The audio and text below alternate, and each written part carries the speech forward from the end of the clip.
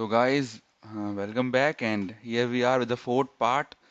So ये चौथा part है जैसे आपको पता है एंड हम इसे कंटिन्यू करेंगे and yesterday there was no video but कोई प्रॉब्लम नहीं I will cover two videos today so 50 जो हमारा टारगेट है हर एक दिन में 50 क्वेश्चन करने का वो कवर कर लेंगे हम।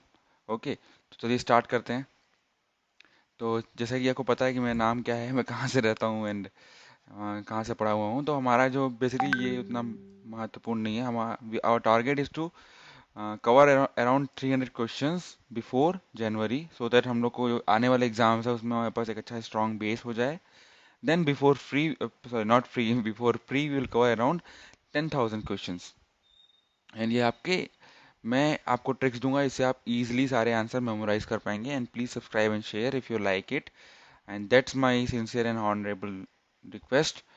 सो स्टार्ट करते हैं। तो जो आंसर है कि छत्तीसगढ़ में ब्रिटिश प्रमुख और उनकी विशेषताएं सही नहीं हैं। तो जो कैप्टन एग्नू थे उन्होंने क्या किया था, रायपुर की जगह रतनपुर की जगह रायपुर को राजधानी बनाई थी।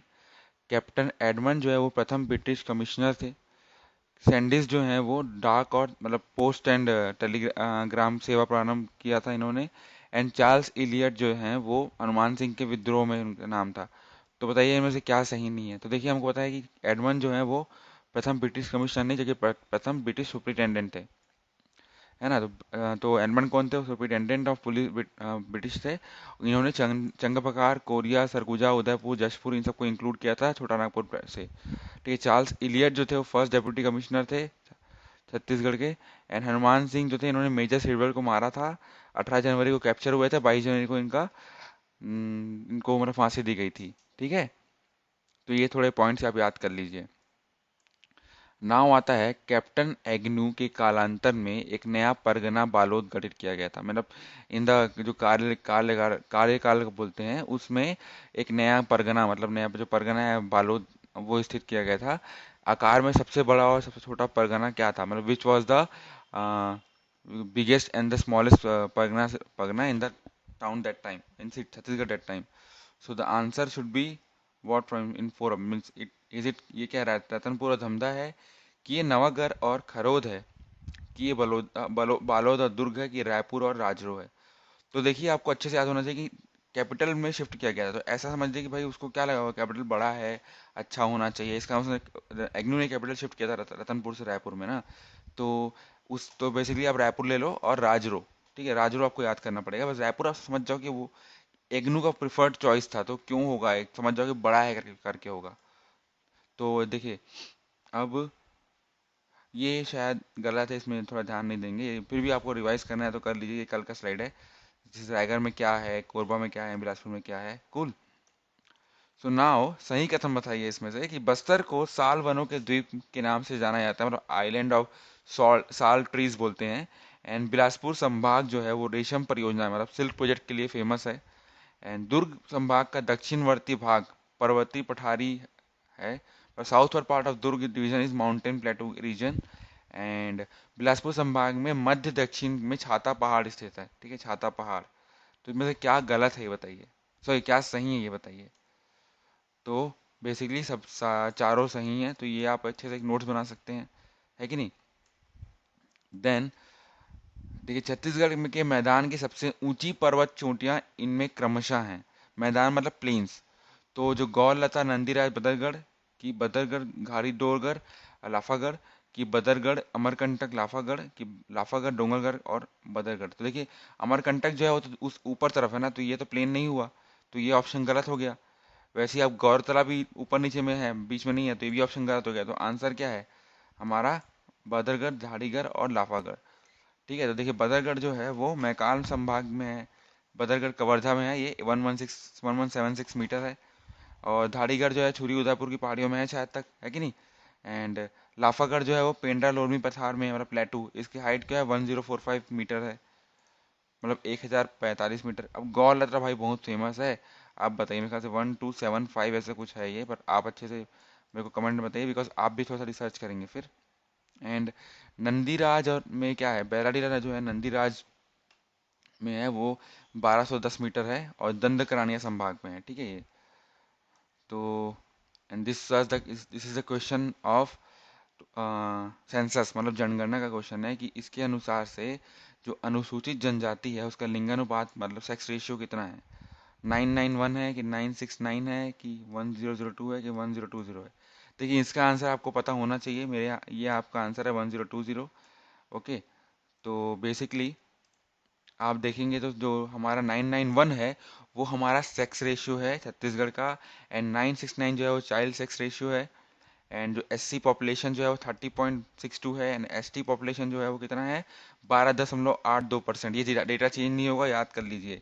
ग्रामीण पॉपुलेशन जो है वो 76.76 है। तो ये दोनों तो आपको अभी तक याद हो गया होगा। ये कितना सरल क्वेश्चन देखिए, याद करेंगे 7676, तो ये अच्छे से याद होगा 76.76।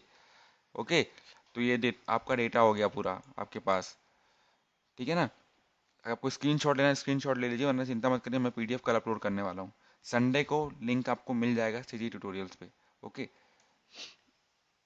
एंड अब सेकंड क्वेश्चन देखते हैं कि 2011 की जनगणना के अनुसार छत्तीसगढ़ में अनुसूचित जनजाति की में साक्षरता की स्थिति है। तो the answer should be, tell me, बताइए भाई बताइए। हो गया, तो आंसर इज 59.09%। ये सब तो याद करना पड़ेगा, अगर निमोनिक है तो उसके लिए थोड़ा मेहनत करनी पड़ेगी आपको, वरना अगर है तो मैं ट्राई करता हूँ बनाने का, बट बेसिकली ये सब थोड़ा थोड़ा याद करना ही पड़ेगा आपको।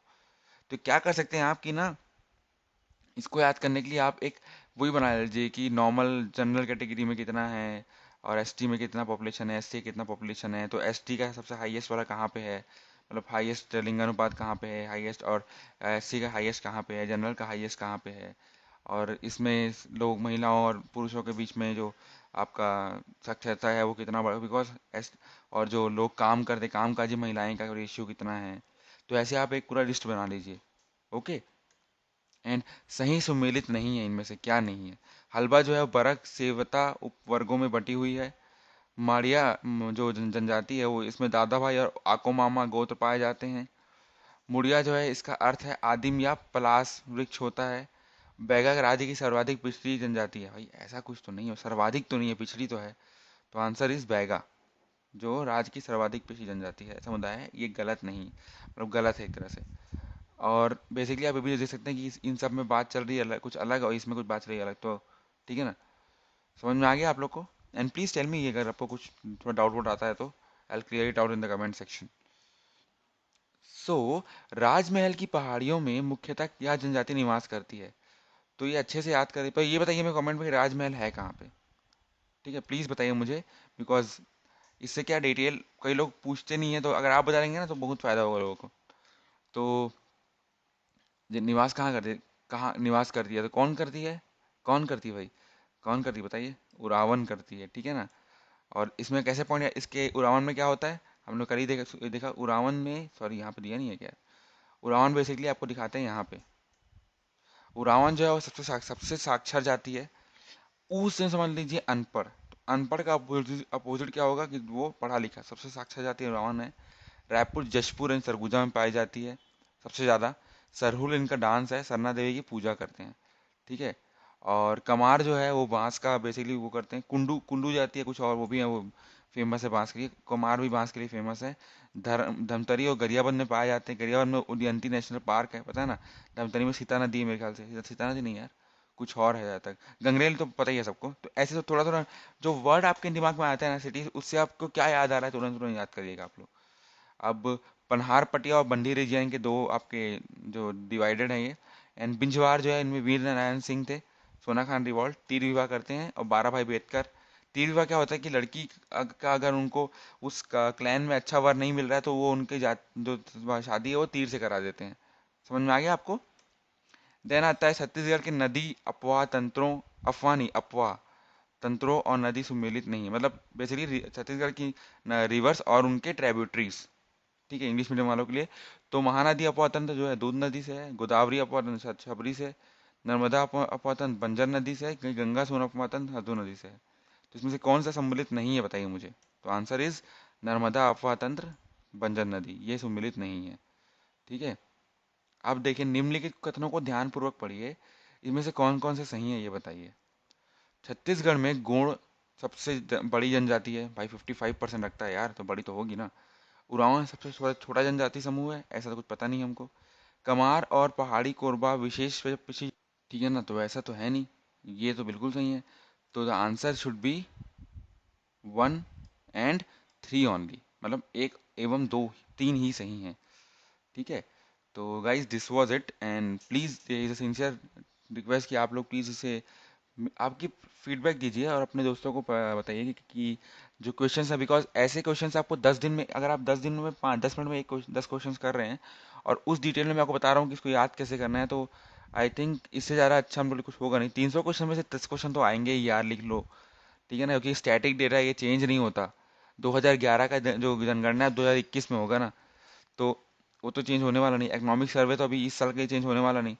तो यार रट लेंगे अपन, और क्या, रटा तो दूंगा ही मैं। हर 10 क्वेश्चन, 1000 क्वेश्चन में से रिपीट तो होंगे ही ना फ्री में, और इसमें तो हम कर ही लेंगे। 300 क्वेश्चन कर रहे हैं तो बहुत बड़ी बात है, क्यों, है ना। So guys best of luck, please share this video and please subscribe, comment and do everything you want to do. So guys, and this is it, bye bye.